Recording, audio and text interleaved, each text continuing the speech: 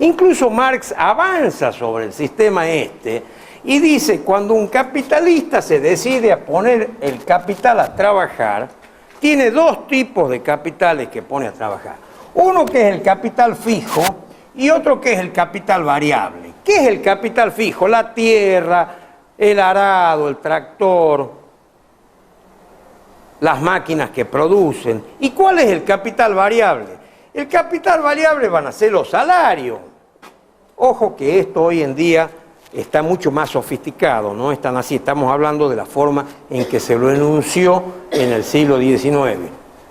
El capital variable van a ser los salarios. Si yo quiero producir mucha sandía, tengo que contratar muchos tipos que planten sandía. Y si no quiero producir tanto, porque veo que el mercado no viene tan bueno, voy a tener que usar una menor cantidad de capital variable.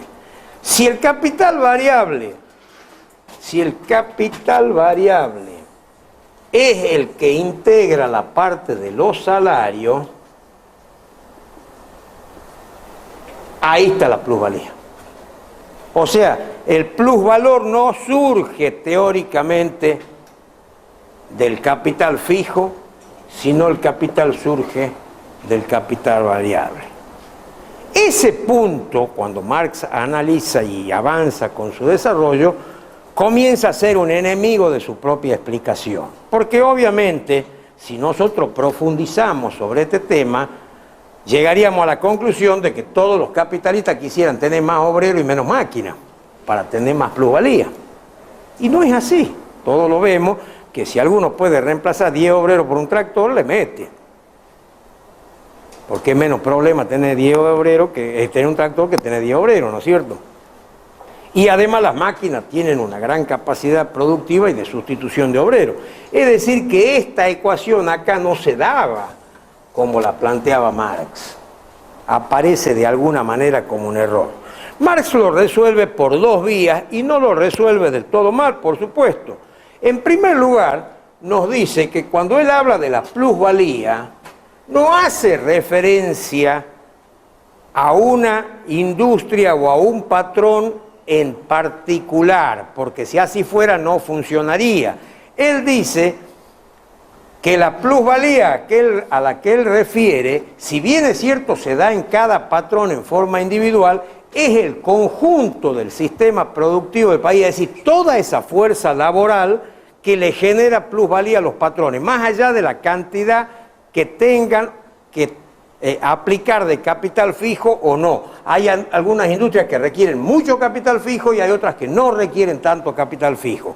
Pero lo que hace a la riqueza del patrón es el volumen total de la capacidad productiva del sector obrero que está obligado a trabajar para los capitalistas. Por eso, algunas diferencias entre las empresas se va a notar y hay algunas que tienen una tasa de ganancia mayor y una tasa de ganancia peor.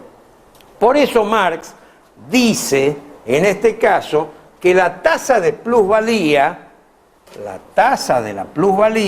es equivalente, ¿sí?, a la proporción que se obtiene de superación sobre el capital variable. La plusvalía es igual al capital variable sobre el total del capital.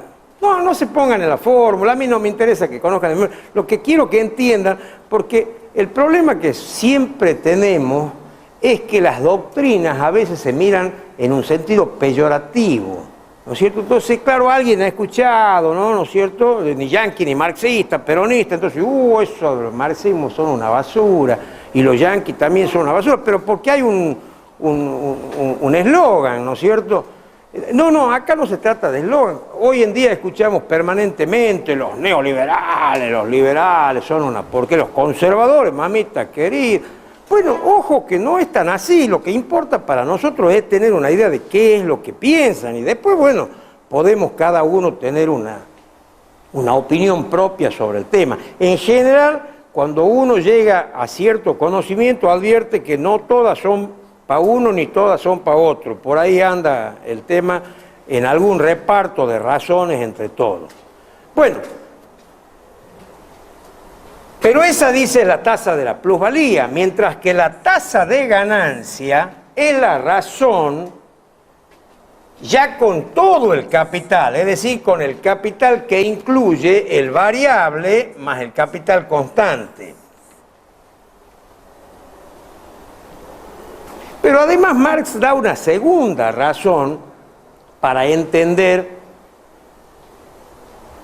que esto no era un error técnico, o sea, un error científico en la forma de valorarlo como parte del capital variable. ¿Y cuál es la segunda razón? Que en última instancia el capital fijo no es otra cosa que la acumulación de plusvalía de periodos anteriores. Cuando yo compro un tractor, en el precio del tractor estoy comprando el trabajo del que hizo la rueda, el trabajo del que lo armó, el trabajo del que hizo el motor, el trabajo del que lo vendió, el que lo pintó, etcétera, etcétera, etcétera. Es decir, una multitud de situaciones que generaron un valor definitivo que tiene un contenido de plusvalía. Y en consecuencia, si bien es cierto, ese capital fijo ya no me va a producir plusvalía, ese capital fijo es importante porque tiene ya en sí una cantidad de plusvalía. Y la tiene desde el momento en que yo digo, che, me voy a comprar un tractor porque así rajo 10 obreros y con el tractor aro la tierra. ¿Qué estoy diciendo? Estoy usando un valor que es equivalente al valor de todo esto otro que podría utilizar yo a través de un salario. Entonces estoy sustituyendo, pero no estoy eliminando la plusvalía que ya tiene originada ese bien de capital.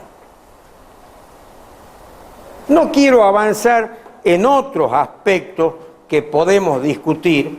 En todo caso, el último que les voy a hacer referencia es cómo Marx de esto deduce, y ahí sí viene, en opinión mía, algún conflicto,